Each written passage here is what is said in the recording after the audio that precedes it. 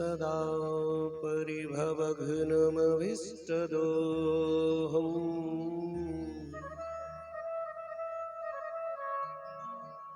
तीर्थास्पदं शिवविरिञ्चिनुतं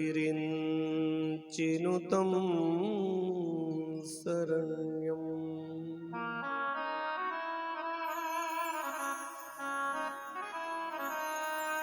भृत्यार्तिहं प्रणतपाल भवाब्धिपोतम्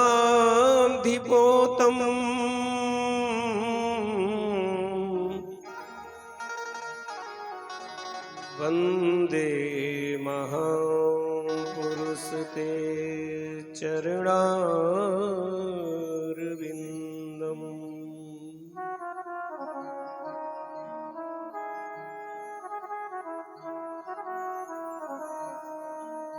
जय जय श्री राधा रमण,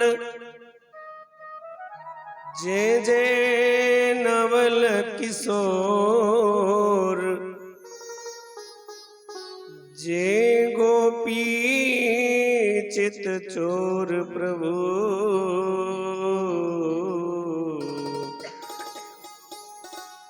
जय जय माखन चोर।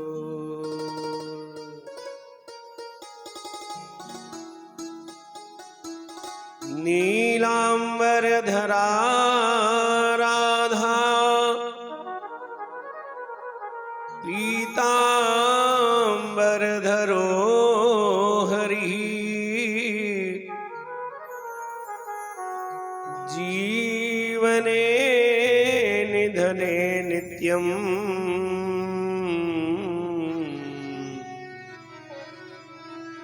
श्री राधा कृष्णो गतिर्मम।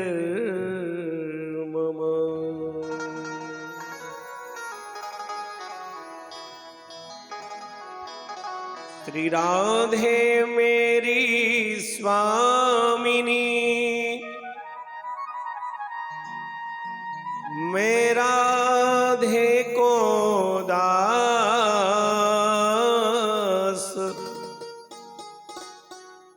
जन्म जन्म मोहि दीजियो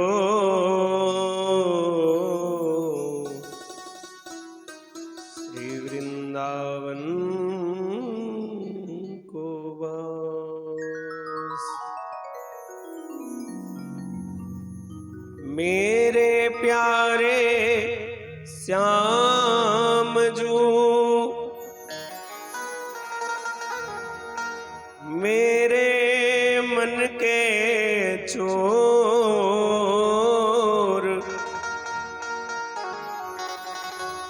तब मुख है शुभ चंद्रमा,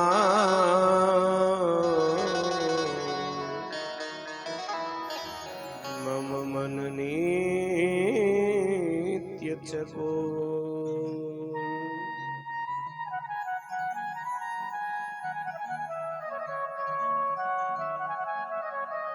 तब मुख है शुभ चंद्रमा,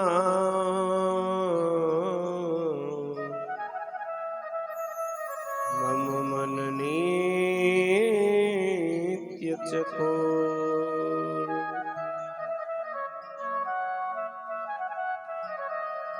जय जय श्री राधे, जय जय श्री राधे,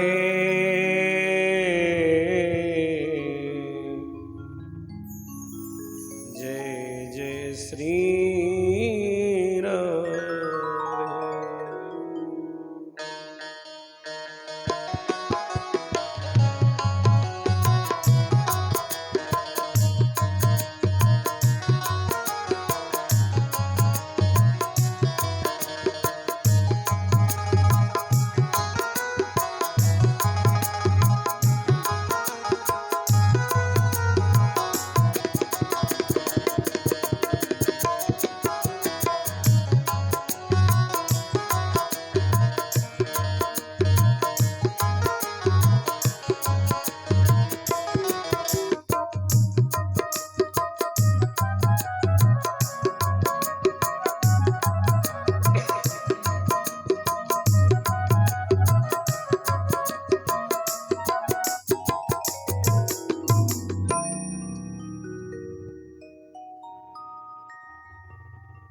अनंत श्री विभूषित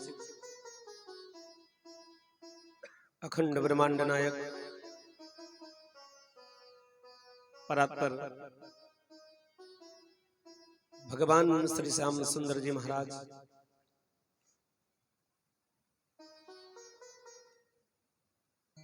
वृषभानुनंदिनी रासेश्वरी प्राणेश्वरी वल्लभेश्वरी श्री राधा रानी ज्ञानियों में अग्रगण्य अनंत बलवंत श्री हनुमंत जी महाराज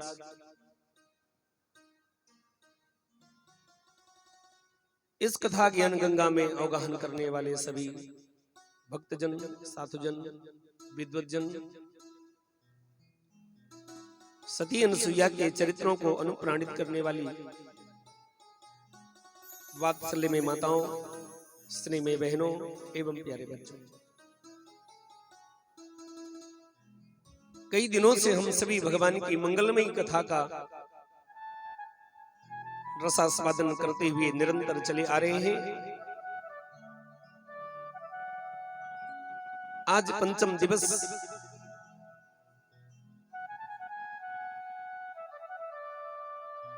आज हमारे बालकृष्ण के प्राकट्य महोत्सव का बड़ा सुंदर उत्सव, और उस मध्य में आइए हम सभी अपने मन और वाणी दोनों को पवित्र करने के लिए भगवान नाम का आश्रय लेते हैं। फिर ठाकुर जी की जैसी इच्छा होगी सेवा करने का प्रयास करेंगे। तो आइए हम सभी भगवान नाम का आश्रय लेते हैं। आप सभी साथ में बोलेंगे।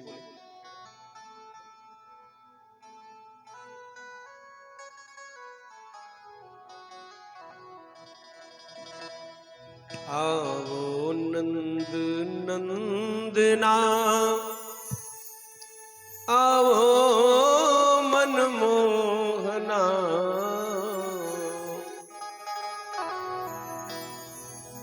आवो नंद नंदना, आवो मनमोहना, गोपियों के प्राण धन राधा जो के रमणा, गोपियों के प्राण धन राधा जो के रमणा, गोपियों के प्राण धन राधा जो के रमणा, गोपियों के सभी का ये हाथ बाहर निकाले। राधा जो के रमणा, गोपियों के प्राण धन राधा जो के रमणा, गोपियों के प्राण धन राधा जो के रमणा, राधा जो के रमणा, किशोरी जो के रमणा, राधा जो के रमणा, किशोरी जो के रमणा, राधा जो के रमणा, किशोरी जो के रमणा, राधा जो के रमणा, किशोरी जो के रमणा, गोपियों के हरि बोल। प्राण धन राधा जो के रमणा, गोपियों के प्राण धन राधा जो के रमणा, गोविंदा गोपाला, मुरली मनोहर नंदलाला, गोविंदा गोपाला, मुरली मनोहर नंदलाला, बोलो गोविंदा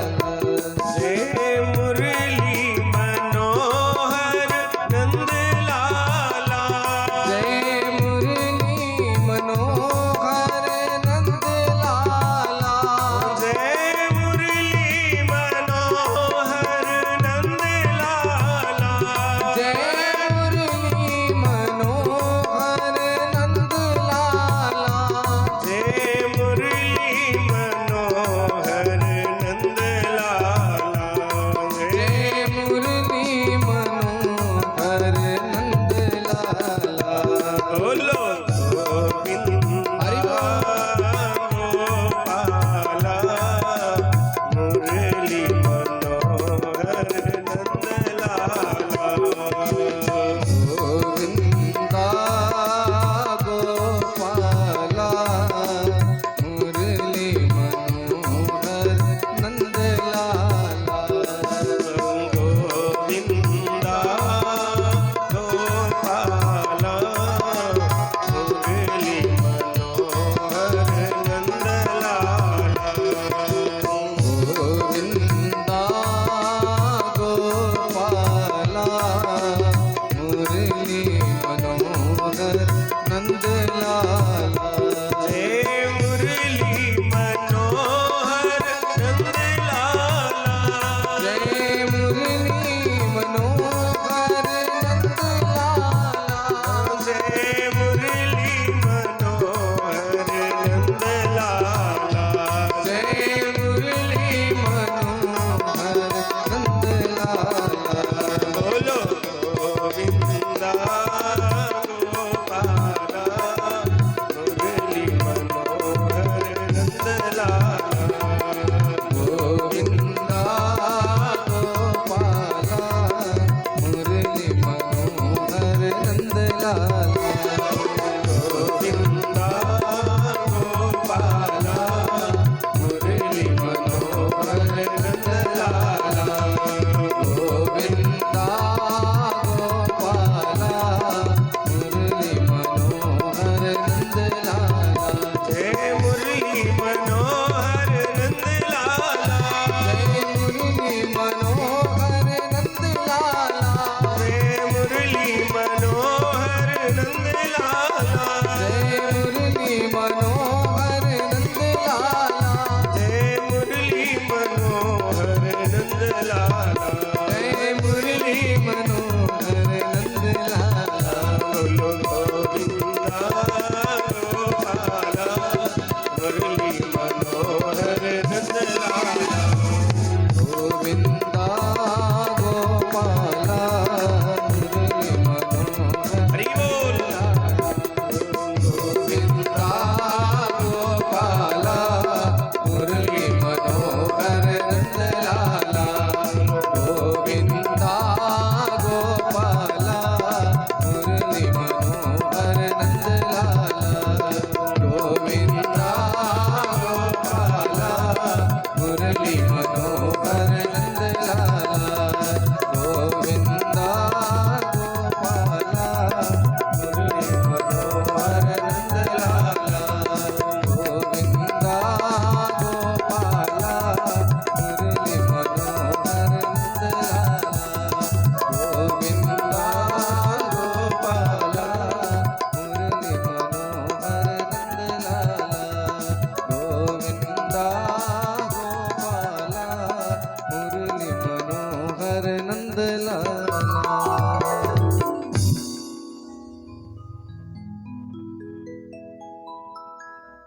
बोलिए वृंदावन बिहारी लाल की जय श्री हनुमान जी महाराज की जय शंकर भगवान की जय दुर्गा महारानी की जय सत्य सनातन धर्म की जय गौ माता की जय भारत माता की सदगुरुदेव भगवान की अपने अपने माता पिता की जय आज के आनंद की जय जय श्री राधे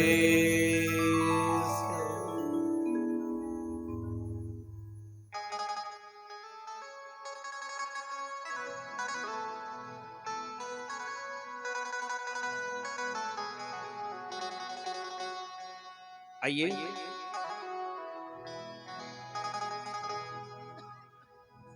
महाराज परीक्षित स्थापित होकर के सुखताल के पवित्र प्रांगण में विराजमान हैं।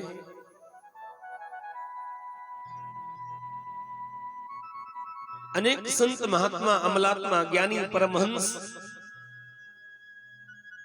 उनके आसपास आसन लगाए हुए हैं। उनके मध्य में श्री सुखदेव भगवान मंचस्थ हैं। चिड़ियों की चहचहाट स्थान को और भी ज्यादा पवित्र बना रहा है। तो आइए ऐसे ज्ञान घाट पर हम सभी अवगाहन करने के लिए अपने अपने मन को ले चले, जहां पर सुखदेव भगवान मंच पर विराजमान है।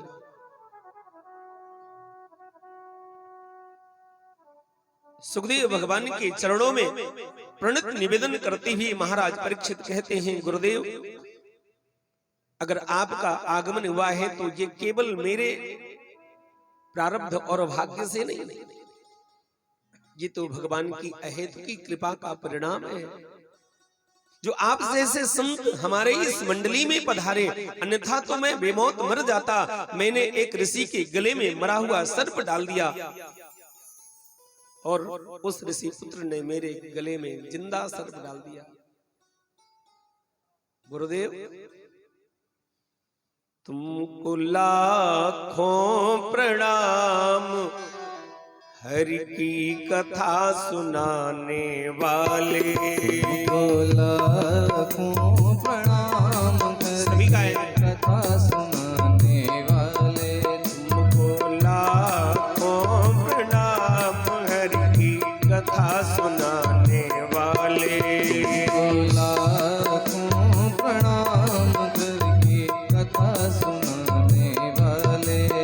हम भूल रहे थे वन में, पलकों बैठे थे तन में। भूल रहे थे वन में, पल खो बैठे थे तन में। हम भूल रहे थे वन में, पल खो बैठे थे तन में। भूल रहे थे वन में, पल खो बैठे थे तन में। ओ राह दिखाने वाले, ओ राह दिखाने वाले, ओ कथा सुनाने वाले, ओ कथा सुनाने वाले। तुमको लाखों प्रणाम, हरि की कथा सुनाने वाले। तुमको लाखों प्रणाम, हरि की कथा सुनाने वाले। तुमको लाखों प्रणाम, हरि की कथा सुनाने वाले। तुमको लाखों प्रणाम, हरि की कथा सुनाने वाले।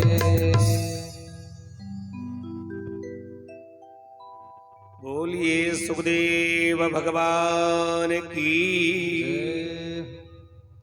थोड़ा जोर लगाओ ना।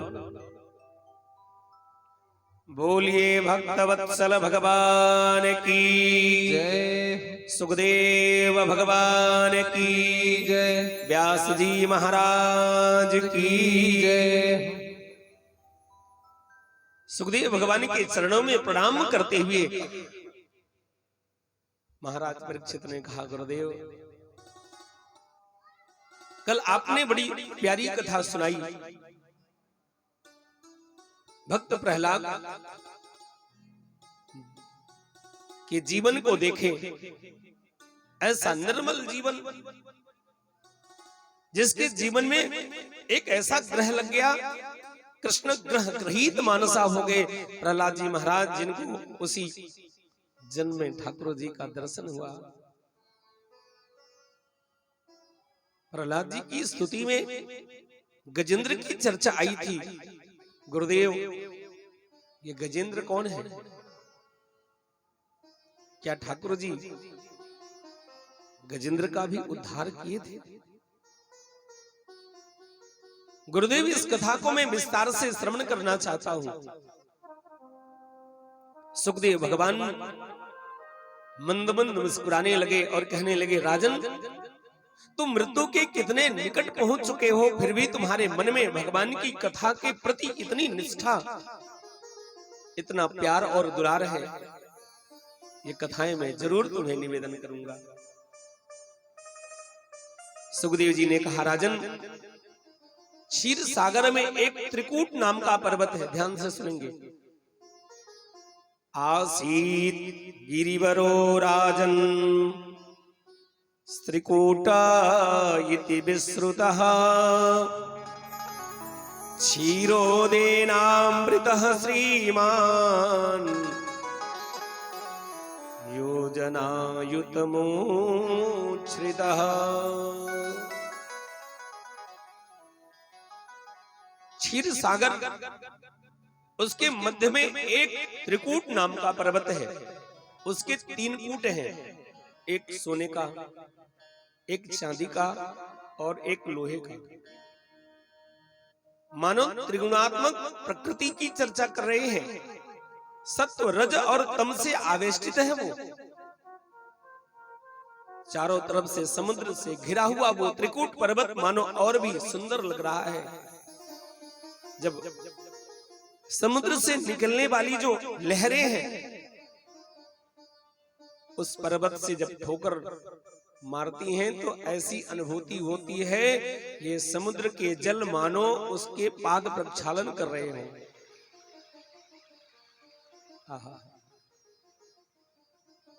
ऐसे सुंदर त्रिकूट पर्वत पर एक हाथी अपने परिवार के साथ आनंद से निवास करता था। उस पर्वत पर अनेक प्रकार की वन्य वस्तुएं सुशोभित हो रही थी। वहां पर आम के वृक्ष थे, कटहल के वृक्ष थे, जामुन के वृक्ष थे, बांस के वृक्ष थे और जितने भी वृक्ष थे सब फूलों से, फलों से लदे हुए थे। 10,000 योजन लंबा, चौड़ा, ऊंचा, बड़ा लंबा चौड़ा सुंदर ये त्रिकूट पर्वत समुद्र के मध्य में विराजमान हो रहा है। एक दिन की बात, तत्रैकदा तत् गिरिकाननाश्रयः करेणुभिर्वारणयूथपश्चरन् सकण्टकान् कीचकवेणुवेत्रवत्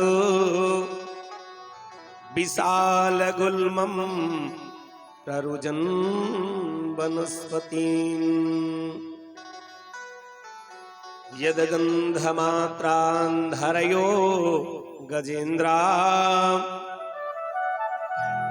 व्याघ्रादयो व्यालमृगा सखण्डगा। उस पर्वत पर रहने वाले जो वन्य पक्षी थे, जो पशु थे, उनकी तो क्या चर्चा करें। जब इस हाथी के गंध किसी व्याघ्र को, किसी शेर को मिल जाता था, वो रास्ता छोड़ करके भागता था। इतना बलशाली हाथी, इसे अपने बल का बड़ा अभिमान था। जिधर से निकलता लोग हाथ उठा करके महाराज जी की जय, महाराज जी की जय करते और टेढ़ी नजर से पूछता, कैसे हो, ठीक हो? हाँ महाराज, आप सबकी कृपा से सब अच्छा है। लताओं को रौंदता हुआ एक दिन गर्मी का समय, मध्याह्न काल की स्थिति, अपने परिवार, अपने बच्चों के साथ इधर उधर घूमता हुआ, विहार करता हुआ मार्ग से निकल रहा था। उसे बड़ी जोर की प्यास लगी। प्यास बुझाने का कोई उद्योग नहीं दिख रहा था।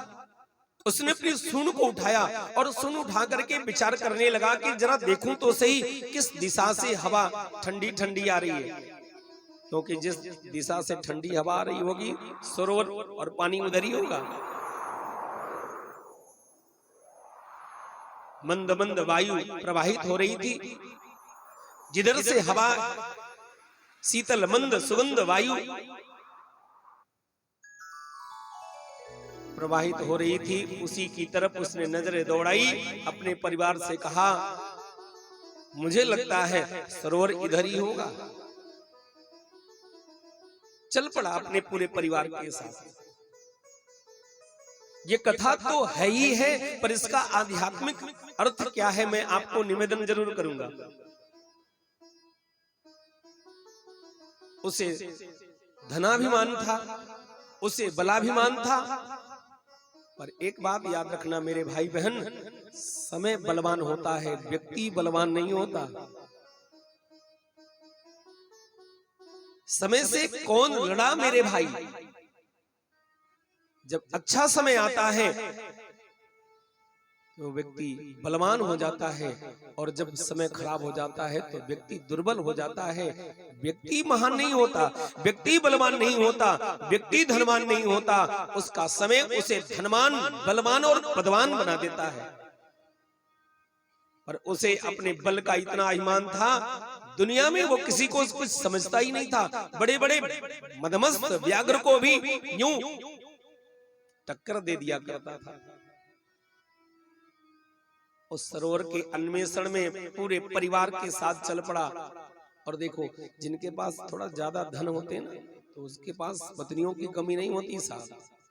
एक घर में रहेगी, एक शहर में रहेगी, एक कहीं और रहेगी, भगवान जाने कहां कहां रहेगी। और जब समय खराब हो जाता है, इतना अभिमानी गजेंद्र, उसके सिर से मद चूरा है। आसपास इतस्ततः परिभ्रमण करते हुए, भ्रमर गुंजायमान करते हुए चल रहे हैं। वो मदमस्त हाथी पूरे परिवार के साथ सरोवर के निकट जा पहुंचा। देखा नील कमल परिस्फुटित हो रहे थे, सुंदर मीठा मीठा जल उसके अंदर प्रवाहित हो रहा था। प्यासा हुआ वो हाथी अंदर प्रवेश कर गया और खूब छक करके पानी पिया, खुश हो गया। पानी पी लिया,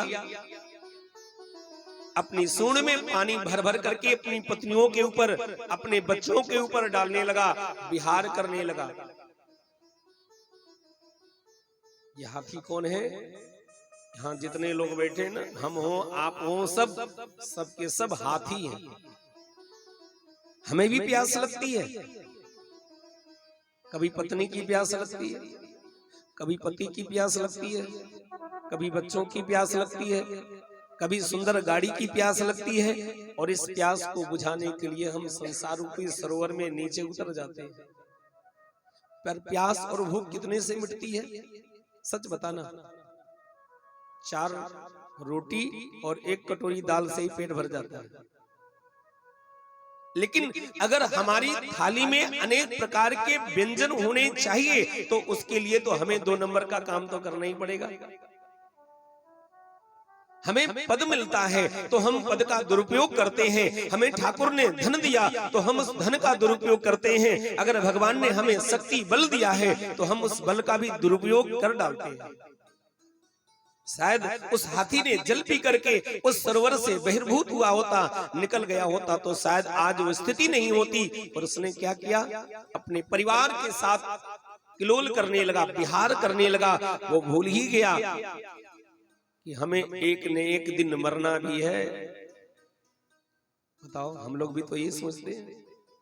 हमें दूसरे की मौत दिखाई देती है, पर अपनी मृत्यु नहीं दिखाई देती। लंका की धरती पर जब श्री हनुमान जी महाराज पहुंचे और ब्रह्मास्त्र में बांध करके जब उन्हें रावण के सामने प्रस्तुत किया गया, तो हनुमान जी ने रावण को बहुत समझाने का प्रयास किया। देखो महाराज, अगर अचल राज्य करना चाहते हो तो भगवान की शरण में चले जाओ। रावण क्रोध से तिलमिला गया। अरे बंदर के बच्चे, तुम्हें मालूम है मुझ जैसे राजा को उपदेश करने का परिणाम क्या होगा? हनुमान जी ने कहा, मैं जानता हूं, मेरे भारत में जो उपदेशक होता है, जो प्रवक्ता होता है, उसे सम्मान की दृष्टि से देखा जाता है। बोले हमारे वहां ऐसा नहीं है, हमारे वहां मृत्यु दंड दिया जाता है। और देख ले, तेरी बगल में मृत्यु देवी खड़ी है। हनुमान जी ने जब सिर घुमा करके देखा तो सच में मृत्यु देवी खड़ी थी। हनुमान जी मुस्कुराए, राजन बात तो बिल्कुल ठीक है कि मेरी बगल में मृत्यु खड़ी है, पर देख तुम्ही को रही है, हमें नहीं देख रही है। मतलब वो मृत्यु देवी पूछ रही है कि अभी इसका सिर मरोड़ दूं कि कुछ समय के लिए छोड़ दूं। प्यारे, हमें दूसरे की मौत तो दिखाई देती है पर अपनी मृत्यु किसी को नहीं दिखाई देती। उस अगाध जल में, उस मधुराति मधुर जल में किलोल कर रहा है, सूंड में पानी भर भर करके अपने बच्चों के ऊपर डाल रहा है, और उसके अंदर बैठा था एक ग्राह। और ग्राह ने जब देखा हाथी को, तो हाथी के चरण को उसने अपने मुख से पकड़ लिया। सुखदेव भगवान कहते हैं, तम तत्र कश्चिन नृपनैव नोदितो ग्राहो बलीयांस चरणेर सांगृहीत। ग्राह ने गज के पैर को पकड़ लिया। पहले तो गज को लगा कि कोई सामान्य जीव होगा, उठा करके फेंक दूंगा, पर जब वो ग्राह उसके चरण को पकड़ता ही गया, जकड़ता ही गया, जकड़ता ही गया, तब वो आतुर हो गया, व्याकुल हो गया और बाहर निकलने का प्रयास करने लगा। दृष्टि दौड़ा करके देखा, विशाल व्याघ्र, विशाल उस ग्राह को देख करके खींचने का प्रयास किया। अगर 10 कदम हाथी खींच के बाहर लाता है तो 15 कदम अंदर ले जाता है। ये युद्ध चलता रहा दोनों के मध्य में, और ये युद्ध हमारे भी जीवन में चलता है। जब हम श्वास लेते हैं, जब श्वास लेते हैं तब वो काल रूपी ग्राह अपनी तरफ खींच रहा है, और जब हम श्वास छोड़ते हैं तो मतलब हम अपनी तरफ खींच रहे हैं। श्वास लेना और श्वास छोड़ना, श्वास लेना और श्वास छोड़ना, ये हमारा भी युद्ध चल रहा है। ये युद्ध कब तक चलेगा पता नहीं। जब वो काल रूपी ग्राह हमारी श्वास को पकड़े और फिर पकड़ने के बाद फिर श्वास वापस न आए, न जाने कब किस क्षण ऐसी परिस्थिति हो जाए, किसी को मालूम नहीं है। सुखदेव भगवान कहते हैं, राजन बहुत प्रयास किया, जब उसे लगा कि मुझे तो ये जकड़ लिया है, तब उसने अपनी पत्नियों को आवाज लगाई, अपने बच्चों को बुलाया, बेटा देखते क्या हो, प्रतीक्षा मत करो, मैं संकट में हूं। तुरंत सारी पत्नियों ने, सारे बच्चों ने अपनी अपनी सूंड को बढ़ाया और अपनी सूंड बढ़ा करके एक दूसरे में फंसाया और खींचना शुरू कर दिया। अरे मेरे भाई बहन हिला तक नहीं सके।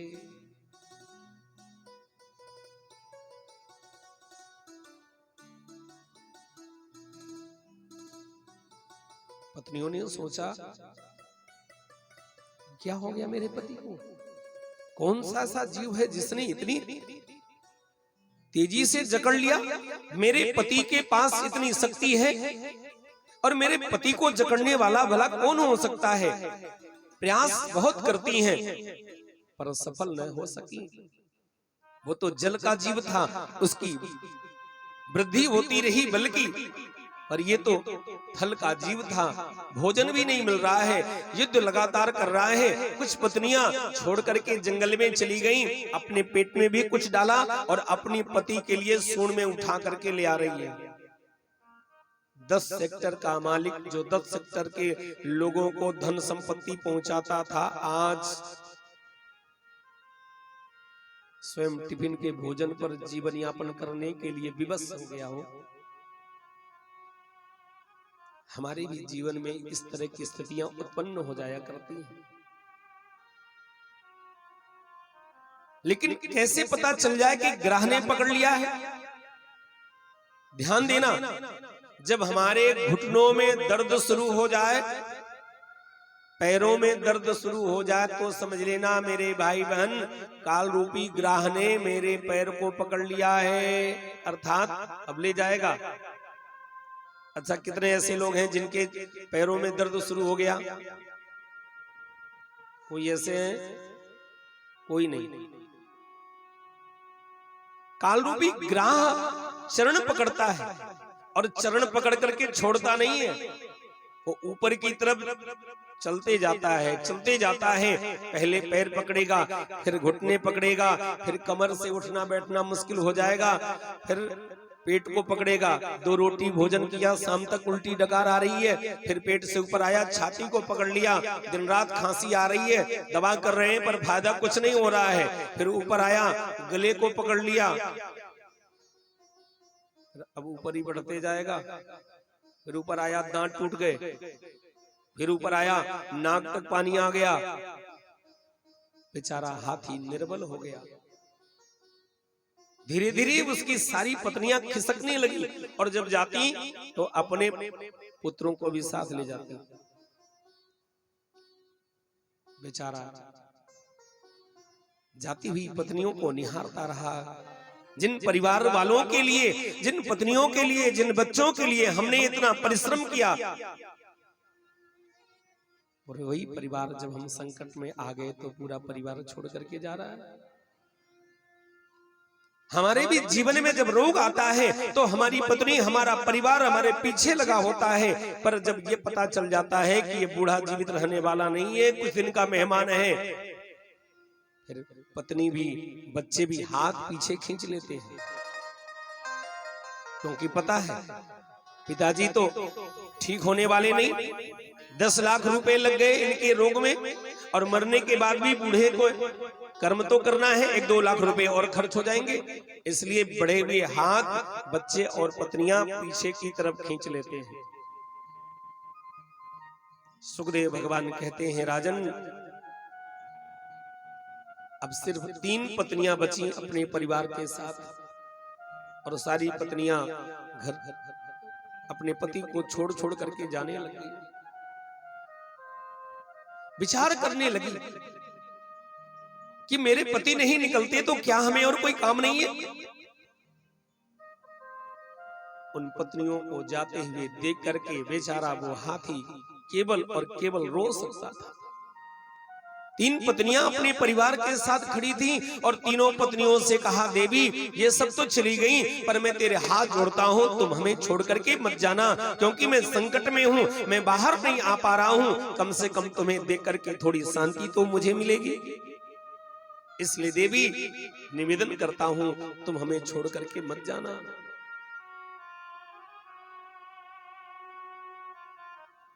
वो पत्नियां अपने पति की सेवा में खड़ी हैं और कहती, स्वामी आप चिंता मत करो, हम तुम्हें छोड़ करके नहीं जा सकते। और वो भी कब तक खड़ी रहती?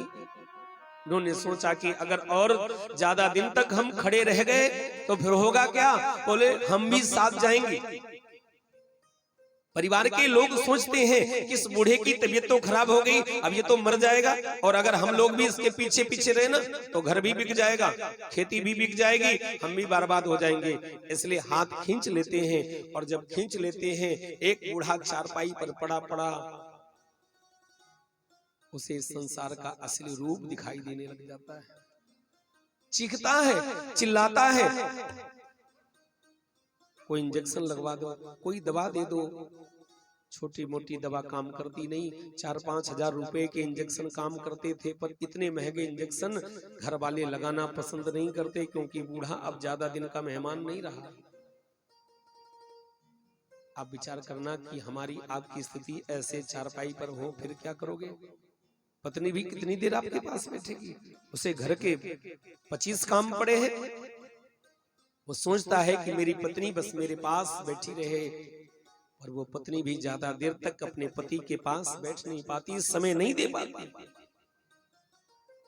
सुखदेव भगवान वर्णन करते हैं, राजन आज उस हाथी की परिस्थिति क्या हुई? जो 3 पत्नियां थी, उन पत्नियों ने भी आज इस समय साथ छोड़ना भूल करके सब जंगल में चली गई, और जाती हुई पत्नियों को देख करके रोता हुआ हाथी कहने लगा, देवियों तुम लोगों ने भी मेरा साथ छोड़ दिया। बोले स्वामी आप बाहर आते नहीं तो बताओ हम क्या करें? आप बाहर निकलना ही नहीं चाहते हो।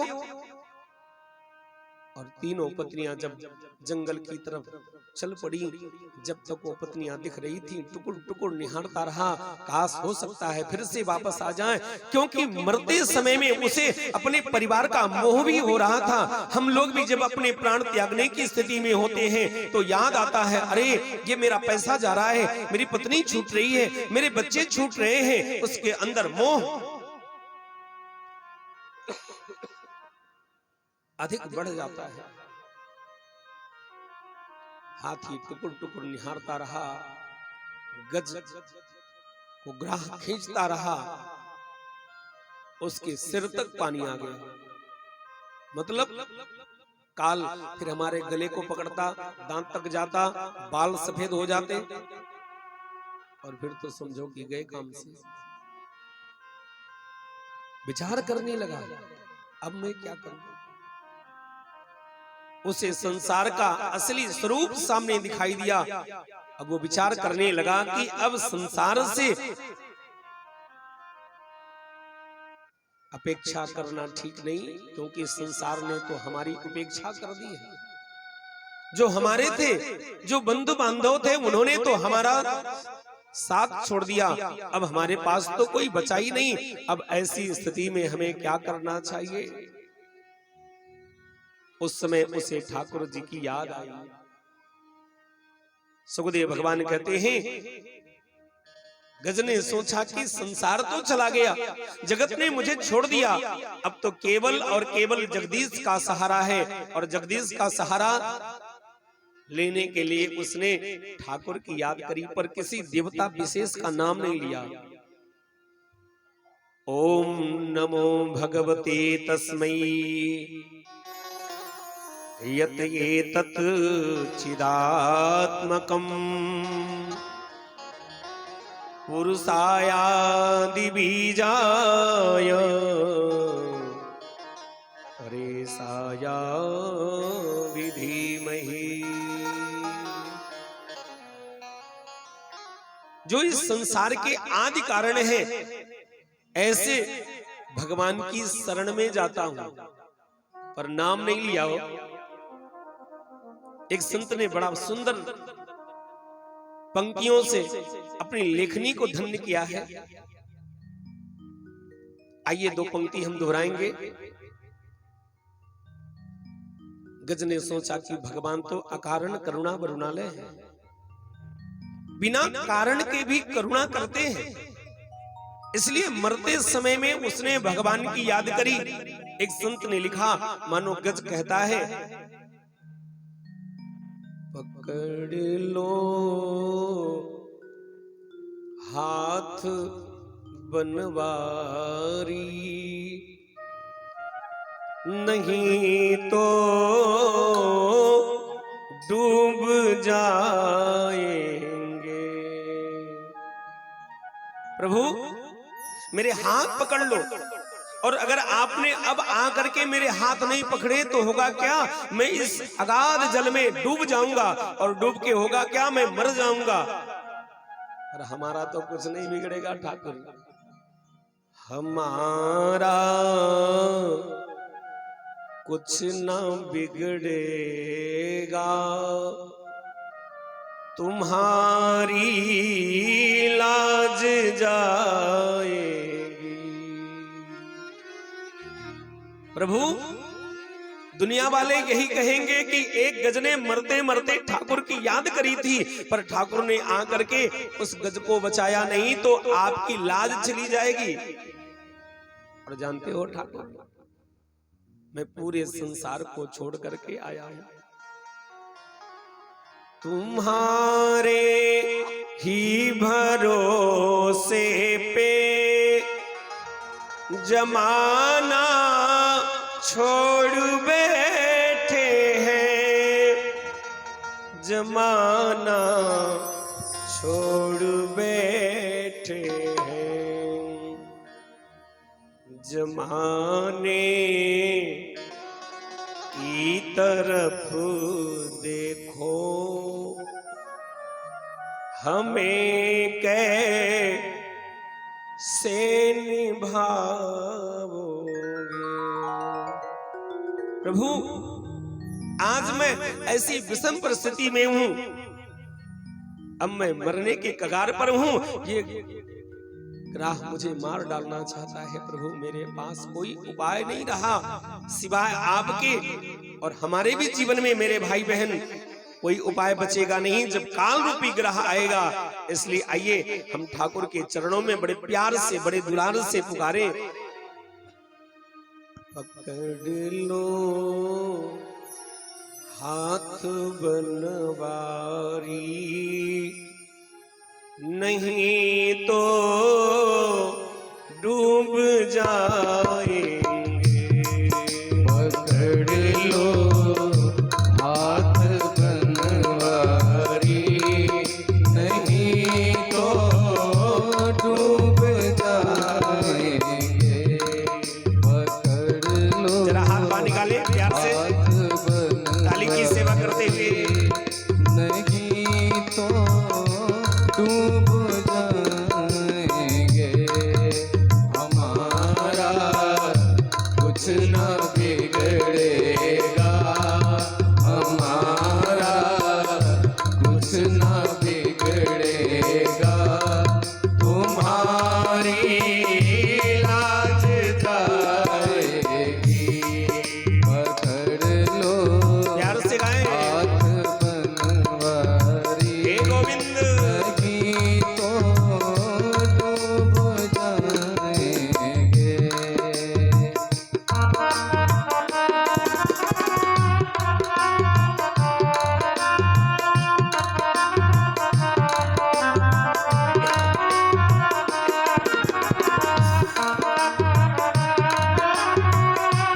श्री राधे।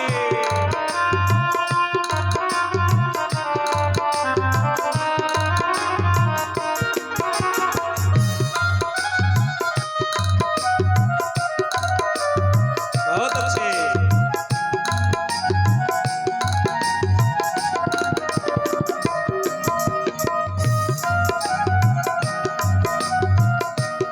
हरि बोल।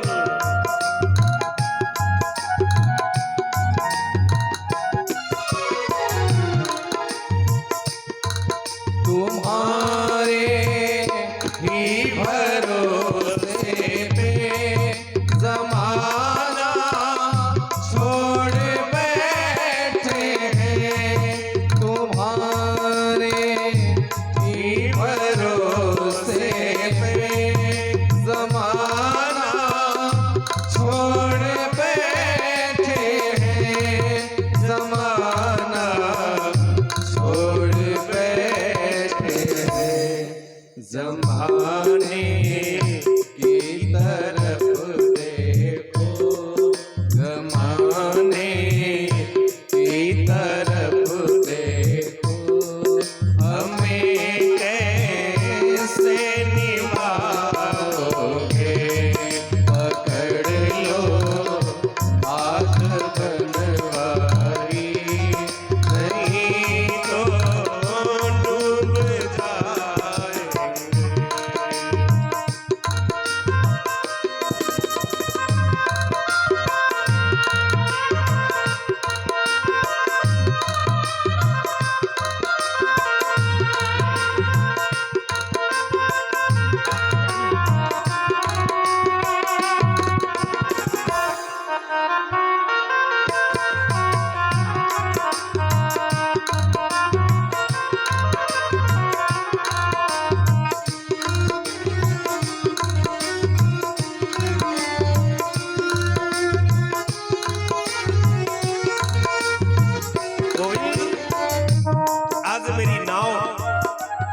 मझधार में फंस गई है, और जब फंस जाती है ना तो अकल काम नहीं करती है।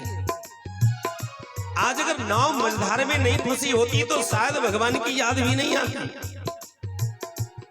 लेकिन कितने प्यार से, कितने दुलार से उसने ठाकुर को पुकारा, गोविंद मेरी नाव मझधार में आ गई है। नाव डगमग डगमग कर रही है, दिशाएं प्रतिकूल है, हवा भी प्रतिकूल है, नदी का जो जल है वो ऐसे चक्कर में घुमा रहा है। प्रभु अगर एक पतवार होती ना तो मेरी नैया शायद पार लग जाती, पर पतवार नहीं है।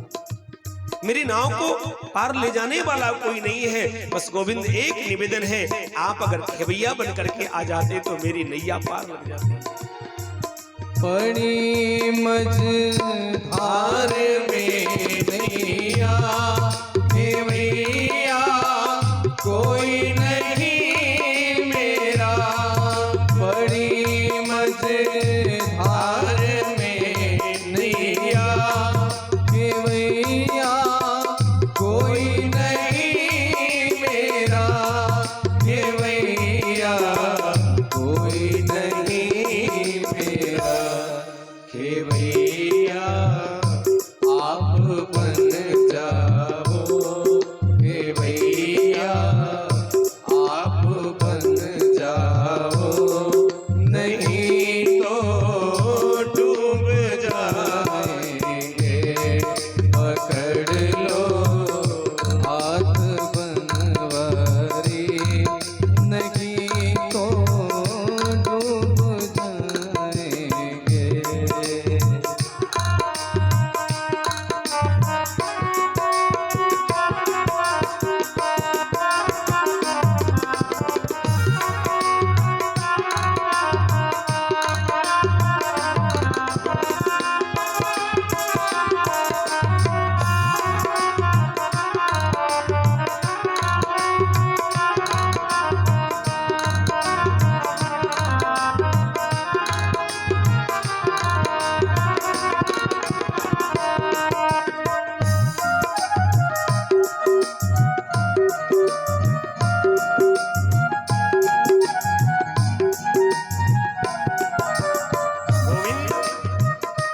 आप जानते हो मेरी नाव मझधार में क्यों फंस गई? क्योंकि एक बड़ी सी गठरी बंधी हुई है। वो कैसी गठरी है? पापों की गठरी। मैं मर जाऊंगा और पाप मेरे साथ होंगे, और पाप की गठरी इतनी भयंकर है कि हम इस संसार सागर में डूबे बिना रह पाएंगे नहीं। इसलिए गोविंद आप आओ, और अगर आपने मेरी इस नाव को संभाल दिया तो मेरी नैया पार लग जाएगी। लदी है आपकी गठरी, वजन पापों का भारी है। लदी है पाप की गठरी, वजन पापों का भारी है। वजन पापों का भारी है। ये गठरी आप संभालो, ये गठरी आप संभालो, तो बेड़ा पार हो जाए। पकड़ लो हाथ बनवारी, नहीं तो डूब जाएंगे। हमारा कुछ ना बिगड़ेगा, हमारा कुछ ना बिगड़ेगा। तुम्हारी लाज जाएगी। पकड़ लो हाथ बनवारी, नहीं तो डूब जाएंगे। पकड़ लो हाथ बनवारी, नहीं तो डूब जाएंगे।